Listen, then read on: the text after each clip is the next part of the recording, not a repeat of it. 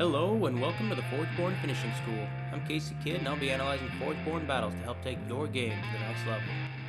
Here we're going to talk about sealed strategies. So when you're attending a sealed tournament, how I look at the four decks, how I break them down, and how I quickly associate a pairing that I think is going to give me a good chance, of doing well in a sealed event.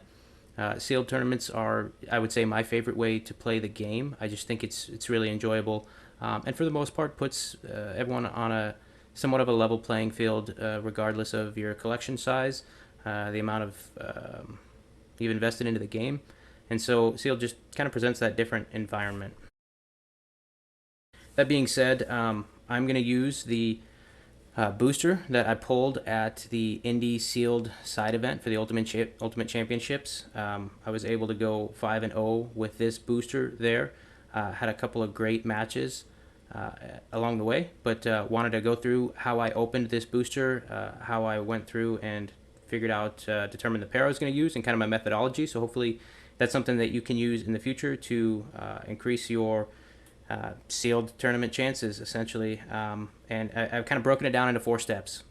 And so the very first step I do when I open up a booster and look at it is I put them in this order that you see on the screen here: Aloyan, Tempest, Utera, and Necrium. And the reason I do that is, generally speaking, Aloyan requires the most synergies or the most support to really thrive. And then I think Tempest is the second requirement. Second for the most required synergies or support. Utera third most, and then purple generally requires the least support or synergies, just because it matches in really well with most of the other decks. So oftentimes you'll open the purple and it can fit into most of your other decks fairly easily. Not to say it'll be the most optimal choice. So that's why I order them in this way. And so when I pop them open, the first thing you're going to do is look at your deck list. And so here we have Ironbeard. At this point, I haven't even looked at the Forgeborn abilities. So step 2 is, when you're looking at the deck list, you're going to assign general wants or synergies that the deck is looking for. So when you see cards that really stand out to you, like a Pokemancer here, that's a very big one. In my mind right now, I have the flashing signal light that says replacement strategy. So as I look through the other decks, one thing I'll keep in mind is, how many minion generations or extra creature generations, how many times can I get that opportunity for replacement synergy? And then I'm going to look through the rest of this deck and see if that kind of lines up, if there's things that are in there to support it. And if there are things in there to support it, it just slowly kind of increases its potential usability to me. So Armored Tinker. Tinker's a phenomenal card, especially in Sealed. A lot of people will end up putting minions out there, and the Tinker is one of those minion removal cards. Techno Hulk, bolstering, helps your other creatures. It's never a bad thing. Bright Steel Sentinel increases armor. Again, not a bad thing, but looking through the rest of the deck, I think there's 3 robots here: Techno Hulk, Sentinel, Warden. Not bad for the Sentinel there, but nothing amazing. Charge Plated Scavenger. Charge Plated in a sealed environment can be good if it is assigned to a card you always want to play. So, or has extreme added benefit. So let's say instead of that Armored Tinker as a Charge Plated Tinker, I would assign that just a little bit more value in my head. Because in those times where I want to use Tinker for its ability, I get the added incentive of potentially getting it to level 3, where it's going to be pretty powerful for me. Another thing that stands out right off the bat in this deck, Sipient Experimentation, Warmonger Mod, only 2 spells. Neither of those 2 spells are probably going to help me in any removal scenario, which we'll talk about a little bit later. But 2 spells is kind of on the light end, so keep that in mind as I look through my other decks. If I have a deck with a lot of spells, then potentially that could be a compliment. It's not a negative thing right off the bat, but something to keep in mind.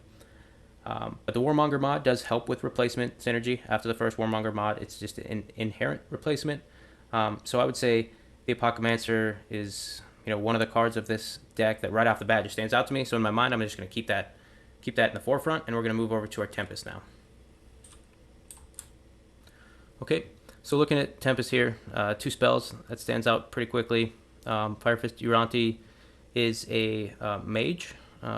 So Fleet Warhound, right off the bat, that tells me potentially replacement synergy, because the Warhound says when you replace a creature with it, you get to do damage to a creature or player. So that could potentially fit in with a Pokemancer style deck, as long as there's enough extra creatures or fodder to continue the replacements. Reckless Glider. Gliders are pretty good. Reckless is a little bit of a tough one to handle sometimes, especially if you want to keep creatures on the board. It could potentially be killing your creatures that you want to replace. Stoutbreaker pumps attack, Thunderstopper pumps attack. So those are two things to keep in mind. And then Venerable Colossus is probably just a pretty good underdrop. And we'll look at those cards a little bit closer as we get into the next steps. So we're going to go into Utera. Hibernating Raptor. Raptor right off the bat tells me it's a heavy offense weighted stat line, which makes it a good underdrop for one. And then Hibernating, being you want to level it up, is kind of an interesting card. But you could see a lot of scenarios where you do want to level it up and get it there. Leyline Vermin, phenomenal card. Lycian Rain, there's a lot of minion generation, so that's something to keep in mind as we look at potentially pairing it with the Aloyan. Sated Reveler, it's life gain synergy and spell slinging synergy. Soothing Batterhide, life gain, and then Batterhide's always phenomenal to turn off abilities. Spirit Forge Sentinel, a Betrayer here. It's an aggressive stealth creature that comes out of the Aloyan faction. Summoning Council, more minion generation. That's pretty cool that it's paired in with Lycian Rain. That's a very good 2-card combo. Taliesin, free cards. So we had Sated Reveler that gives free spells. Taliesin that gives free cards. That could make for a very quick upgrade style mechanic when you're like trying to upgrade a bunch of cards in your deck. And so, I remember in the Tempest deck there was a hibernating card, and in this green deck there's a hibernating card. Something to keep in mind. It might be a way to speed through those lower levels to get it to the 3rd level and really take charge of the match there. And then Mantis, Venerable Mantis. So Mantis is always a good card. Once we get into a later step here, we will look at the Forgeborn abilities. All right, over to Necrium. Commanding Drake, some zombie synergy. Dreadbolt, nice removal. Forsaken Patron, probably a decent stat line for its level when played in an open lane. And then Patron helps out beasts, so that's something we might need to look back through and see if there's beast synergies that we could take advantage of. Gloom Reaper Hag is a mage, but one thing that's really great about Gloom Reaper Hag, and I will say is probably one of my favorite sealed environment cards, because it's just a very solid stat line. 7-5 at level 1, I think 8-6 at 2, so it doesn't go up by much, but it's always a solid stat line. And when it dies, you deal 3 damage to the opponent, you gain 3. That's a 6-point health swing. When you do it through all 3 levels, that's 18 health point swing between you and your opponent. So it's a pretty good card. Very interesting here. 2 hibernating cards. So now looking back at that Taliesin, that seems like could be a pretty strong play. Hibernating Apparition, I would say, is slightly less interesting to me. So it requires you to kill a creature to make it a little bit bigger, but that could help with its lower stat line in the early levels to make it still useful until you get to those bigger levels.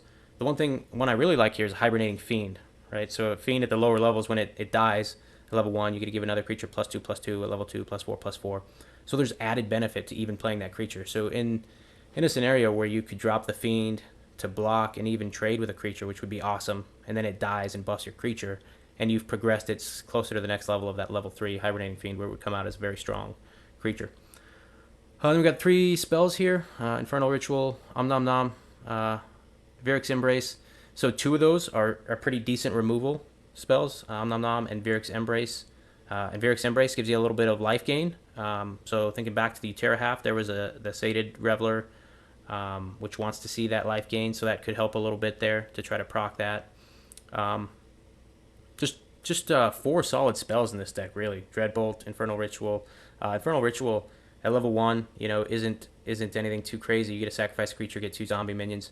I know in our aggressive playstyle videos we talked about it, but at later levels, Infernal Ritual can really just seal a game out by doing a lot of damage unexpected to your opponent. So great spell. But then, you have Dreadbolt, Nom Nom, Vyrix Embrace, 3 potential removal spells. That's pretty solid. So that's the general overview of our decks. So now we've talked about their general wants or synergies, and we've kind of saw some things that, would maybe lead me to believe, hey, the Necrium half is looking for a couple beasts. It has some life gain, and it has some hibernating creatures. Our Utera wants some life gain. It has some beasts. I see there, Leyline Vermin and the Mantis are both beasts.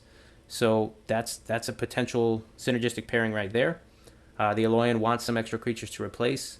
And I'll say, I think our Tempest, unfortunately, Tempest is always a really fun deck, but this is the one where maybe it just kind of is out of place. it has Conflagrate with one mage, right? So it would really need some help there. It's got the Warhound to potentially help replace with the Aloyan. So there's not a lot that I'm seeing there. So that's already one in my head that's starting to be ruled out. But we're going to go through the steps here. So that was step 2, assigning general wants or synergies to the decks. And then, so step 3, now that I understand those general wants or synergies, this is a very simple step, but sometimes it saves me a lot of headache, is now I'm going to flip the Forgeborns over and look at their abilities. And if the deck is asking for certain things and then the Forgeborns don't help that in any way whatsoever, oftentimes it's an easy way to rule the deck out. I'm not saying that you always should, because you could, get rid of a good pairing, but it does help kind of simplify things.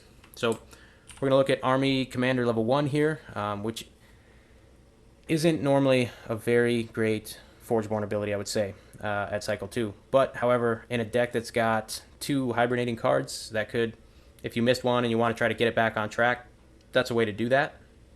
And then Cycle 3, Life Drain, deal 6 damage to a creature, you gain 6 health, so a little bit more removal and a little bit more health gain into a deck that's got pretty decent removal and a little bit of life gain, so that's a very good one there, I think. And then Cycle 4, a lot of times in tournaments, these are the ones you're not relying on, but if you get there, they need to help you seal out the match, and I think Soul Siphon can do that. If you have the board state, giving another creature 12 attack in the 4th cycle is the potential to seal a match out, so it's not too bad. Quick look at Oros. Give up to 2 of your creatures for armor this turn. That's definitely not great, but it's not too bad, I would say. So kind of average. If you can use that to your ability, especially with the Mantis being able to pull it off twice in a match, that could be very beneficial to help maintain the board state. And then Dark Force Drain, very powerful. With the Mantis, you'd have to get the Mantis up one more level. I'm going to flip this back over here real quick. Yeah, so this Lycian Rain, Summoning Council, those are 2 spells you really want to play.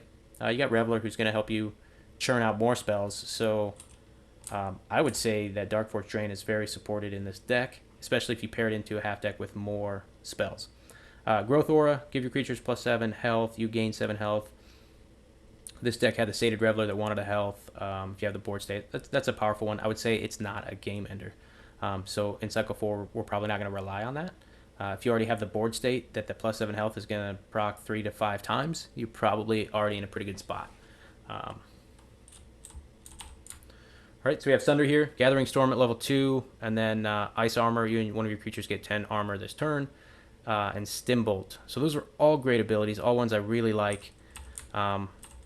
Unfortunately, with the 2 spells here, it would need a lot of help with Gathering Storm and Stimbolt to be really beneficial. So that's one of those ones I think right now where the Forgeborn abilities are slightly incongruous to the build of the deck, and that's where it just loses a little bit more points in my my mindset. So Sunder here is probably on the way out of my equations at this point.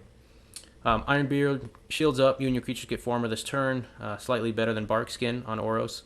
And Reinforce, give creature 8 attack and armor. And Knockback. Those are all very good abilities, very good stall abilities. And so, well, I guess I wouldn't say stall abilities. They're just very solid all around. And they play into some of what this deck has going on with trying to get armor and what looks to be probably decent bodies on the board. And so we're going to look through that. So at this point, I've kind of, probably started to lean towards Oros and Cersei here. It seems those 2 decks have a lot of synergies going on that really are going to help them thrive. So we're just going to go into step 4 here, and this is the 2 things that I think win sealed tournaments. If I could stress on 2 things, most importantly, it's big bodies and removal capabilities in your deck. So if you can, on average, put out creatures above stat line, or if you have the opportunity, I would say at least 2 out of your 3 turns per cycle to remove something off the board when needed, that's going to put you in a very good place to win a sealed environment. And so, looking at the Aloyan, the Apocamancer, and the Tinker look to be really your only potential removal, so potentially 2 removal. Now we're going to look down here through the board. So we have a 1/3 Synapse Warden. The upgrade is nice, especially if we were to go pair that into hibernating on some of our green or our purple that had the hibernating cards. If you play this right, this could be a 5/7, essentially turn one card or cycle one card. That's a very solid body. Charge plated, not good. So you look at this stat line here: a 1/1, and then a 1/10, and then a 30/32 with no added ability. Right? That's a poor man's Krogius. So I really don't want anything to do with that. Combat Virtuoso, 6'4", good body, 8'5", good, 1916. All very solid stat lines. I would say, if you could, in sealed, you want to roll on the side of health as opposed to attack. So if that was swapped as a 4/6, I would say that would be preferable. And then cycle 2 of 5/8, I would even say that would be preferable, even though that second cycle stat line is kind of low. But the longer you can keep things on the board, the better you can push in sealed decks and limited environment. That generally helps. So Stout Justicar, this is a phenomenal level 1 card. If you put this on the board level 1, your opponent is going to probably need, outside of a Dreadbolt or something to that effect, or Disintegrate, they're going to need 2 to potentially even 3 cards to deal with this over, even a round or 2. So that's a very strong Justicar in a sealed environment. It doesn't ever lead you into something a lot stronger, though, unfortunately. 6'10", 8'15". So that's one of those cards, if you do play it right off the bat, you had better have something else along the deck to kind of drag you through the later parts of the game. Brightsteel Sentinel 5'4", with 3 armor. That's solid. Bolstering Techno Hulk. That's situational. Gives some armor out. Armored Tinker. Right off the bat in my head, I thought this would have a worse stat line. Not that 3/3 is great, but 3/3 with 2 armor, that's okay. Good utility card. And then a Pocketmancer, there's that 3/5 with stealth. So not too big necessarily. Let's jump over to Utera. And this is where Utera typically has decent body size. So 3/4 Venerable Mantis. We're not going to use him for the stat line ever. 3/4, 3/4, and then even a 2/3 at cycle 3. That's fine. We're using him for the Forgeborn ability. Taliesin, free cards, and a decent stat line, 5/4, 8/7, 13/10. That's nothing to balk at. Summoning Council and Lycian Rain. We talked about those spells. Those are pretty nice. Spiritforge Sentinel, as cool of a card as this is, I think when looking at this deck, that's probably one that wouldn't get as much play. Soothing Batterhide. So the Batterhide is a card that you often want to play even if you don't need to play it, because you want to level it up because of its abilities level gated, right? So at level 1, it can affect level 1 creatures. Level 2, it can affect level 2 creatures. At level 3, any other creature. So adding Soothing onto this, just gaining a little of extra life, has an added benefit to playing a card you already want to play. That's a pretty good Forge pairing, I think. Sated Reveler. This is a cool card. I have another deck that has a Sated Reveler that I've been playing for a long time. I really enjoy it. So if you watch the batch mechanics video that we put out recently with Ankh, the Reveler here, when it comes in, you can choose to deploy these in whichever manner you feel fit in the batch. So if you're above 50, then you're going to activate the bottom deploy first, and it's going to come in as a 9/5.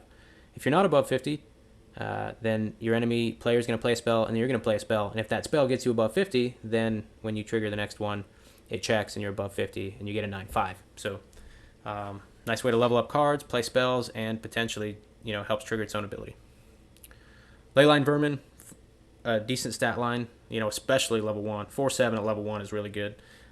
7/2 or 7/10 at cycle 2 is pretty solid also. The only one that's maybe even slightly lacking is cycle 3 at 10/13. So there's good body, great ability. And in this deck, having 2 ways with Leyline Vermin and the Batterhide to shut off abilities, pretty strong. So here's that Raptor. This is very, very nice. Normally your Raptor is very much weighted on the attack, but I think hibernating here has given it some health in the early levels, and then kind of evening out along the way. So a 6/5 at level 1, that's a card you want to play every day, and normally hibernating cards don't come that way. So this is a phenomenal card. 6/5, 10/6, could be just a block to kill a creature or whatever. And then it comes out as a 23/14. That's a really nice card, especially in a limited environment. So I like the creatures in that deck a lot. Let's take a quick look over here. And so Venerable Reaper, 5/6. When one of your creatures damages the enemy player, give. So Reapers are always pretty decent. I situationally play them. If I know I'm going to punch through a bunch of damage, or even just a little bit of damage, but from multiple creatures, then I'll drop the Reaper. The Venerable is kind of a unfortunate pairing, I would say. But at level 1, 5/6 is pretty solid. And so, I keep stressing the level 1 stat lines, and I think in a limited environment, in a sealed environment, oftentimes the tone of the match is set in cycle 1. So much so that by turn 2 or even turn 1 of cycle 2, the game is oftentimes decided. Obviously not every match, but the majority of them. So if you can get those big bodies early and kind of just set the tone of the match, that really helps you move forward and establish the tempo. So here's that hibernating fiend we discussed, 3-5. It's not a great stat line, but it still has the potential to survive another creature. But when it dies, it pumps, and then eventually at cycle 3 it's a 15-15, which is pretty nice. The apparition here, very similar stat line, so not too great. But the Gloom Reaper Hag, I talked ad nauseum about this one. I do like the Gloom Reaper Hag. I think it's always an added benefit to most decks, and especially in the limited environment. Forsaken Patron, so in an open lane, this comes out as a 6/4 on cycle 1, pretty good. And then the ability to activate and give your other beasts +2. And so here in this deck, we've got the 2 beasts, and then I think in the green deck there's 2 beasts, so that's not too bad. Dreadbolt, always good removal. And then Commanding Drake, zombie synergy. Really not any zombies, so other than Hom Nom Nom. So that's probably the closest you would get to a dead card or a non-used card in the deck. Not to say it would never get used, but all right. So based off of those kind of criteria, step 1, look through them in the order of what requires the most synergy: Alolan, Tempest, Utera, Necrium. And then step 2, as you're doing that, assigning general wants or synergies to the decks and keeping those in mind as you move through. And then step 3, check for incongruous Forgeborn abilities or synergistic Forgeborn abilities. And then lastly, step 4, big bodies and removal. Count those up, figure out which ones have the highest stat line and the most removal. And if you are lucky enough, you kind of get the ones that have wants or synergies that pair together and also have big bodies and removal. So that's what I think we got a decent pair here. That's what I ended up running at Indy for the sealed event. And yeah, it went pretty well. So I hope this was very helpful for you. I had a very fun match in the side event with Gorman or Namrog on the Discord. So I'm going to get him for a match, hopefully, and we'll be sharing that with you shortly. And then you can see how our pairing here worked out. Thanks. Thanks for attending this lesson with Forgeborn Finishing School. If you liked this video, please subscribe, comment, and consider donating to our Patreon account. I'm Kckid, and I look forward to our next lesson.